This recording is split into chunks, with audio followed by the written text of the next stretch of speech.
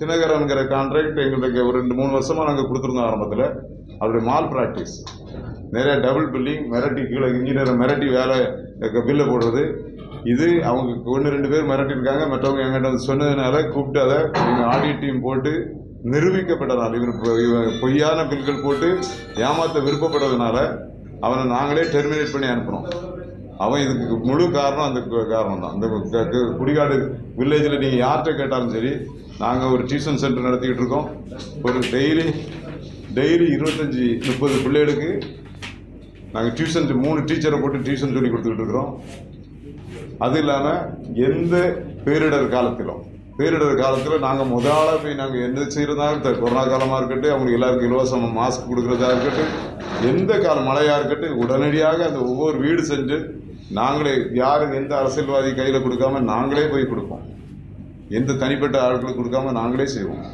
ஆனால் இந்த 4 குடும்பம் அவங்க பர்பஸாக பிளான் பண்ணி இதை பண்ணியிருக்காங்க.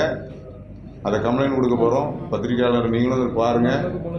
சட்டம் இப்போ அதிகாரிகள் வந்து ஆய்வு பண்ணுறாங்க. அவங்க எங்கிட்ட ஃபால்ட் இருந்துச்சுன்னா சட்டத்தின் முன் நாங்கள் எல்லாரும் சமம்.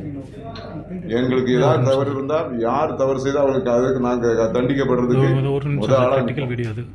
ஆனால் சட்டத்தை கையில் எடுத்து அவனோட பர்சனல் பெனிஃபிட்டுக்காக உள்ளே வந்து எங்கள் பிள்ளைகளை, வேலை செஞ்ச பிள்ளைகளை வேலை செய்யாமல் விடாமல் தடுத்து, அந்த ஒரு டாக்டரு, அவர் ஒரு சயின்டிஸ்ட்டு, டாக்டரேட், அவர் போய் சொல்லும்போது அவரை மூக்க உடைச்சி ஆஸ்பத்திரியில் இருக்காங்க.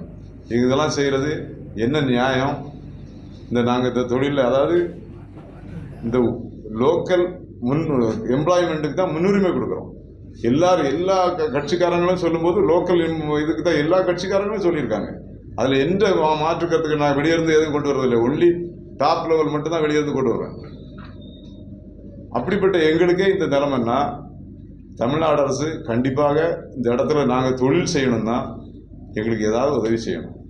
இப்படிப்பட்ட சம்பவங்களை தடுக்கிறதுக்கு உதவி செய்யணும். மற்றபடி இந்த 4 குடும்பத்தை நீங்கள் விசாரித்து பாருங்கள். எல்லாரும் வேறு எந்த குடும்பமும் சொல்ல மாட்டாங்க. அவங்களா பர்பஸாக போய் ஏதாவது பணம் கிடைக்கும் வாங்கன்னு ஏற்றி கொண்டு வச்சுருக்காங்க.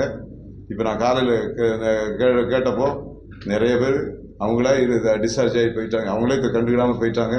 ஏதோ ஒரு 3 பேர் சும்மா அவங்க வேண்டிய குடும்பம் 3 பேர் இருக்கதான் கேள்விப்பட்டிருக்கேன். அதுக்கு என்னன்னு தெரியல, கேள்விப்பட்டது. அது நீங்களே தெரிஞ்சுக்கிடுங்க. அதனால் இது வந்து விபத்தே அல்ல. தொழில் செய்யக்கூடாதுங்கிறதுக்காக அவங்க செஞ்ச காரியம். எங்களுக்கு எவ்வளோ சேதம் நடந்திருக்குது. தொழிலில் நேற்றிலிருந்து நிப்பாட்டி வச்சுருக்கிறோம். எங்களுக்கு ஒரு நாளைக்கு லாஸு கண்டிப்பாக ஒரு 2-2.5 கோடி இருக்கும். அப்படின்னா ஒவ்வொரு நாளும் லாஸை எங்களுக்கு இந்த இடையூறு செய்த இந்த நபர்கள் மேல் ஆக்ஷன் எடுத்து மாவட்ட நிர்வாகம் அவங்க மேல் தக்க நடவடிக்கை எடுத்து அவர்கள் இதற்கு பதில் சொல்ல வேண்டும் என்று தாழ்மையாக கேட்டுக்கொள்கிறேன். வேறு ஏதாவது நீங்கள் கேட்கணும்னா கேளுங்க. லோ ப்ரெஷர் ஸ்டீம், இதில் நம்ம வீட்டிலே ஒரு ப்ரெஷர் குக்கரில் ரிலீஸ் ஆச்சுன்னா பக்கத்தில் கேட்கும். இதே மாதிரி தான் இது ஒரு ஸ்டீம். இதில் வந்து யாருக்கும் அதில் கை வச்சா சுடலாம். அதனால் பக்கத்தில் போகலை. பிறகு பாய்லரை டவுன் பண்ண பிறகு தான் அது ஒரு 10 நிமிஷம் போயிட்டு இருக்கு. உள்ள அந்த ப்ரெஷரில் வெளியே வந்ததுனால உள்ள துருக்குலாம் வெளியே வந்திருக்கு. இம்மிடியேட்டாக அங்கே இருந்தவங்களுக்கு எந்த பாதிப்பும் இல்லை. இவங்க பர்பஸாக பிளான் பண்ணி இதை கொண்டு அங்கே அட்மிட் பண்ணியிருக்காங்க. பர்பஸாக பிளான் பண்ணி உள்ளே வந்து அடிச்சிருக்காங்க. அந்த சேதங்களை பாருங்கள். எங்களுக்கு சேதங்களுக்கு அவங்க பதில் சொல்லி ஆகணும். அதனால் உங்கள் ப்ரெஸ் மூலமாக தாழ்மையோடு கேட்டுக்கொள்கிறேன். நீங்கள் தக்க இடத்துக்கு நீங்கள் இதை கொண்டு போய் நீதி, இந்த சிப்காட் நிம்மதியாக தொழில் செய்ய வேண்டுமென்றால், இந்த லோக்கல் எம்ப்ளாய்மெண்ட் எங்களுக்கு கொடுத்துக்கிட்டு இருக்க எங்களையும் நீங்கள் பாதுகாக்க வேண்டுமென்றால் நீங்கள் தயவு செய்து இதற்காக உங்களால் முடிந்த உதவிகளை செய்யுமாறு கேட்டுக்கொண்டு, வேறு ஏதாவது நீங்கள் கேட்டிங்கன்னா நான் அதுக்கு பதில் சொல்ல கடமைப்பட்டிருக்கிறேன்.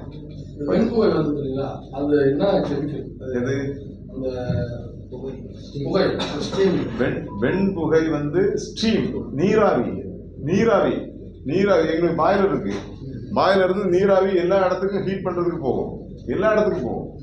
அப்போ அந்த புகை வரும்போது ஒரு இடத்துல, இப்போ தண்ணி குழாயில் ஒன்று உடஞ்சி வெளியே வருதுன்னு வைங்க.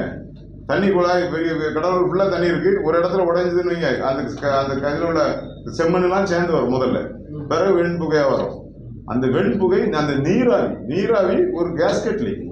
இது வந்து வேற எந்த வாயு கிடையாது. அதுதான் அது. மற்றபடி நீங்கள் அதில் இதில் நீங்களே பார்த்துருப்பீங்க. அதனால் அதில் எந்த நாங்கள் கடமைப்பட்டிருக்கிறேன், இந்த சொசைட்டிக்கு நான் கடமைப்பட்டிருக்கிறேன். நான் வந்து குப்பையிலிருந்து தான் கடவுளை உயர்த்திக்கிட்டு இருக்கிறேன். நான் இந்த சொசைட்டிக்கு கடமைப்பட்டிருக்கிறேன். இங்கே உள்ள எல்லா மக்கள் பக்கத்து கிராமங்களில் கேட்டு பாருங்க, எங்களிடம் வேலை செய்து ஒவ்வொரு நாடுகளில் ட்ரைனிங் எடுத்து ஒவ்வொரு இடங்கள்லையும் போய் வேலை செஞ்சுட்டு இருக்கிறவங்க நிறைய நபர்கள் உண்டு. இந்த குறிஞ்சிப்பாடி தொகுதியில் நிறைய பேர் உண்டு. அதையும் நீங்கள் கேட்டுடுங்க. அதனால இதில் அது ஜஸ்ட் ஸ்ட்ரீம் தான். அதில் எங்களுக்கு உள்ளே வேலை செய்கிறோம். உள்ள நீங்கள் இது கேமரா பார்த்தாலும் அந்த வீடியோ பார்த்தா தெரியும். உள்ள வேலை பார்த்தவங்க சும்மா ஃப்ரீயாக போயிட்டு இருக்காங்க. அதனால அதில் யாருக்கும் அந்த பாதிப்பு வராது. அதில் நீங்கள் அது டாக்டர்கள் அங்கே பார்த்துட்டு அதில் ஏதாவது இங்கேருந்து ஏதாவது நடந்ததுனால அவங்க இது நடந்துருச்சுன்னு ரிப்போர்ட் கொடுத்தாங்கன்னா அதுக்கு நாங்கள் பொறுப்பு. அப்படிப்பட்ட சம்பவம் நடக்கவே இல்லை. டாக்டர் எல்லாரும் நிர்வாகம் நியாயத்தை செய்யும். அதனால் அவங்க எது நியாயப்படி என்ன நடந்ததோ அதை செய்யிட்டு நான் என்கிட்ட தப்பு இருந்தால் நான் அதுக்கு பதில் சொல்கிறதுக்கு கடமைப்பட்டிருக்கிறேன். மற்றபடி எங்களுக்கு இப்போ இழப்புக்கு நான் மாவட்ட நிர்வாகம், தமிழக அரசும் போலீஸ் அதிகாரிகளும் தயவு செய்து அவர் மீது தக்க நடவடிக்கை எடுத்து இதற்கு பின்பு இப்படிப்பட்ட எந்த காரியங்களும் நடக்கக்கூடாது என்று நான் இந்த கடலூர் சிப்காட் அசோசியேஷனில் செக்ரட்டரியாக தான் இருக்கேன். அப்போ சின்ன இப்போ ஒரு சின்ன இதுக்கு எப்படி போய் அவனுக்கு கான்ட்ராக்ட் கொடுக்குறான்னா சட்டை போடுவான். நான் 10 பேர் இப்போ 2 பேர் தான் கான்ட்ராக்ட் கொடுக்க முடியும்னா நான் 10 பேருக்கு எப்படி கொடுக்க முடியும்? 2 பேர் கொடுத்துருக்கேன். அதில் கான்ட்ராக்ட் கொடுத்தவனே தப்பு அதை பார்க்கறதில்ல, HR மிரட்டுறது. ஏதாவது இப்போ ஒவ்வொரு கம்பெனிலையும் இது நடந்துக்கிட்டு இருக்கு. அப்படிப்பட்டதை ஒரு டீம் போட்டு நிர்வாகம் ஒரு டீம் போட்டு இதில் மாவட்ட நிர்வாகம் ஒரு டீம் போட்டு கண்டிப்பாக இதில் இப்படிப்பட்ட சம்பவங்களை ஆராய்ந்து அதுக்கு தக்க நடவடிக்கை எடுத்தால் நாங்கள் நிம்மதியாக தொழில் செய்ய முடியும். நிறைய பேருக்கு வேலைவாய்ப்பு கொடுக்க முடியும். புது கம்பெனிகள் வர வாய்ப்பு இருக்குது. இப்படிப்பட்ட சம்பவங்களை பார்த்து நிறைய கம்பெனிகள் இங்கே வர்றதுக்கு யோசிக்கிறாங்க. மற்ற இடங்களுக்கெல்லாம் போகிறாங்க, இங்கே வர்றதுக்கு யோசிக்கிறாங்க.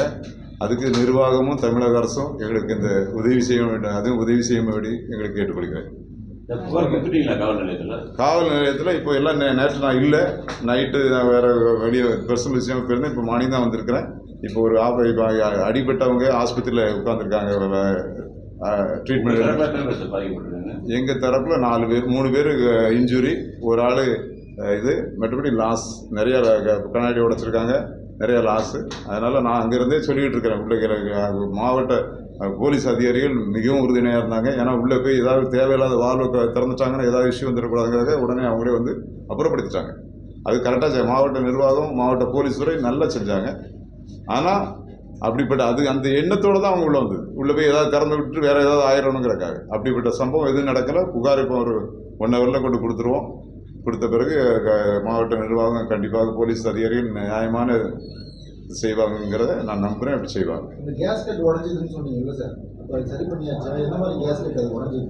கேஸ்கெட்னா பைப்லைன் வரும், அடுத்த ஜாயிண்ட் போடும்போது இன்னொரு ஃப்ளாஞ்ச் ஜாயிண்டை போடணும். வைங்க, 2க்கும் இடையில ஸ்டீல் டைரக்டாக கான்டாக்ட் பண்ண முடியாது. அதுக்கு இடையில ஒரு கேஸ்கெட், இப்போ தண்ணி லைன்னா ஒரு ரப்பர் கேஸ்கெட் போட்டுருவாங்க. இங்கே போட்டு ஸ்டீம் லைன் ஹீட் லைனுங்கிறதுனால அதுக்கு தக்க கேஸ்கெட் போட்டிருப்பாங்க. அது அதை அப்போ செக் பண்ணி ரெடி பண்ணுவோம். இருந்தாலும் சில இடத்துல கரோஷன் ஆயிரும், அது லீக் ஆகும். அது மற்ற லைன்னா உடனே லீக், தண்ணி லைன்னா உடனே போய் அடைச்சிடலாம். இது ஸ்டீமுங்கிறதுனால பக்கத்தில் போக முடியாது. பிளான்ட் அங்கே பாய்லர் நிறுத்தினா தான் போக முடியாது. கிளியர் பண்ணியாச்சு. அது என்ன மாதிரி கேஸ் தெரியுமா? கேஸே இல்லை, நீராவி. அது நீராவி, பாய்லரோட ஸ்டீம், நீராவி. கேஸுக்கு எமிஷனுக்கு வாய்ப்பே இல்லைங்க. அப்படி இருந்தாங்க நாங்கள் யாருக்கும் இருக்க முடியாது. உள்ள இங்கே இருக்கிற பிள்ளைகள் யாரும் இருக்க முடியாது. இது 500 மீட்டர் தள்ளி போய் எப்படி பாதிக்கப்படும்? இங்கே இருக்கிறவங்கள எல்லாருக்கும் வாந்தி மயக்கம் வந்திருக்கும், ஒரு தும்மல் கூட வரல. இப்போ தண்ணி வெளியே வருது, இங்கே தண்ணி விழுது. தண்ணியில் என்ன செய்யும்? அதே மாதிரி தான் தண்ணி ஆவியாக வருது. ஹைட்ரஜன் H2O ஆவியாக வருது. இதுதான் அதில் எந்த ஒரு இதில் அது அதிகாரிகள் வந்திருக்காங்க. அவங்க பார்த்து அதுக்கு கண்டிப்பாக நியாயம் செய்வாங்க, நியாயமாக கொடுப்பாங்க. அவங்களுக்கு அதில் ஏதாவது தவறு இருந்துச்சுன்னா எங்கள் சைடில் கேஸ்கெட்டில் ஏதாவது சரியாக பண்ணலைன்னா அது நாங்கள் டீம் போட்டு அது யார் பொறுப்போ அவங்க மேலே நடவடிக்கை எடுப்போம். சார், இப்போ இந்த வால்வு யாராச்சும் திறந்துருவாங்க அப்படின்னால இஷ்யூ, அந்த ஃபர்ஸ்ட் த்ரெட் இருக்கா? இது என்ன சேஃப்டி மெஷர் பண்ணிருக்கீங்க? ஆல்ரெடி 2021 4 பேர் இறந்துட்டாங்க ஒரு கம்ப்ளைண்ட் இருக்கு. இப்போ அந்த ஃபர்ஸ்ட் த்ரெட்னு இருக்கும்ல சார், அதுக்கு என்ன சேஃப்டி பண்ணிருக்கீங்க? அதுக்கு செகண்ட் லைன் வச்சிருக்கிறோம். இப்போ எல்லாமே ஒரு ஒரு இன்சிடென்ட் நடக்காமல் இருக்கிறதுக்கு நம்ம டிஷ்ஷோட அனுமதி பெற்று டிஷ்ஷோட அறிவுறுத்தல் பேரில்